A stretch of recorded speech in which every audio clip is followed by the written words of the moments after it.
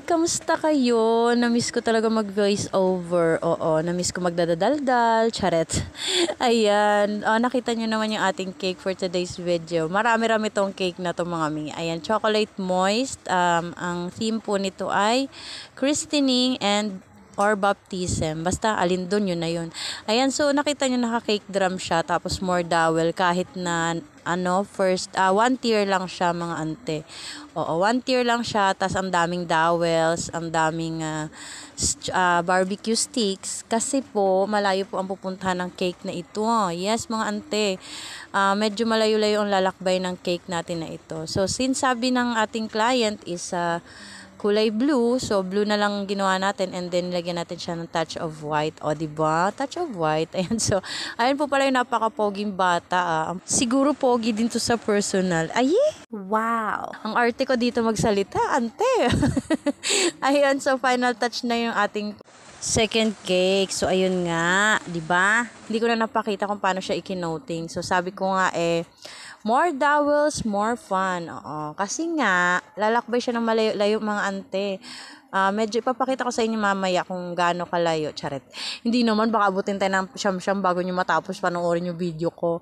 Ayan, so ito pong pangalawang cake natin is debut cake. Ayan, debut din po pala ng mami ng baby. O, diba? Ang bongga. 3-in-1 celebration. Pwede pala to, no? Tipid siya. Kasi isang celebration ng lahat, birthday, binyag, tsaka yung birthday din ng lola o paniyas. So itong pangatlong cake po pala is money pulling cake ito, pero ube moist cake siya with ube filling and with cheese. Syempre hindi mawawala yung pampasarap natin na cheese. So ayan nga mga money pulling cake siya. So tinabas natin yung gitna para doon natin lagay yung ating money box. By the way, hindi po ako nagdi-DIY ng box. Bakit? Kasi minsan na po akong nasiraan ng kumbaga hindi naman siya nasira. Parang ano lang ako na maulit-ulit yun, na masira yung cake. Ganyan. So natatakot lang ako. Ay, di ko lang alam pero yun kasi yung prefer ko, yung safe at saka medyo maayos siyang tignan. Ayan. So, sinipat-sipat natin mga ante kung nasaan yung harapan ng hihilain. Baka mamaya makalimot na naman tayo. Nako, anesthesia, kasalanan mo to, charet.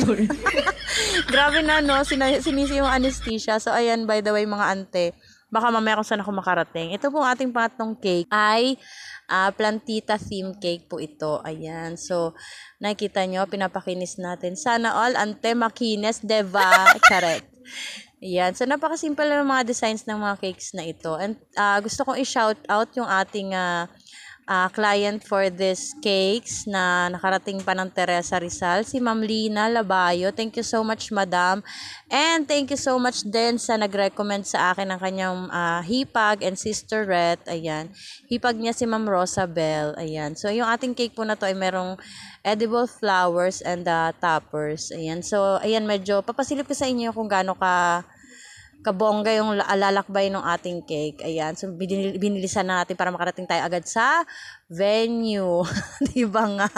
Kasi ang hirap mga ante, pagka binagalang ko pa, hindi tayo makakarating ng paroroon natin. 1 hour halos yung nilakbay ng ating cake. And take note, dumaan pa yan sa medyo matraffic. Oo. Kasi nga, syempre, alam mo na, papunta tayo ng kabilang bayan. So, ayan nga yung venue nung kanilang celebration. So, wala pang masyadong ayos. Nauna yung ating cake kasi nga kailangan maaga na andun na. So, proof ito na nakarating ng safe and sound yung ating cake. O, di ba may dala pa akong toolkit?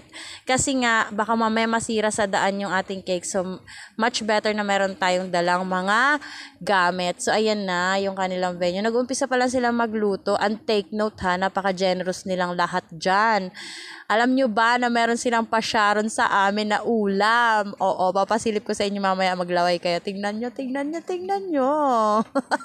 Ayan no. Uy, sarap no, fried chicken. Thank you so much sa mga pasyaron nyo, mga auntie ko. Grabe, nag-enjoy ako dun sa, nag-deliver ka na, tapos pag uwi mo may ulam ka pa. Oh, di ba nga? Thank you so much sa mga generous at napakababait natin ng mga clients. Oo, kapitbahay ko lang sila mga dito lang yan, 100 steps away from my house. Chares! Ayan sila. Si Ma'am Rosabel and Ma'am Lina. Thank you so much po sa inyo. God bless po sa inyong lahat. Ayan. Sa susunod po ulit, ayan ang aking delivery buddy. Ayun. Yun lamang po. God bless us all.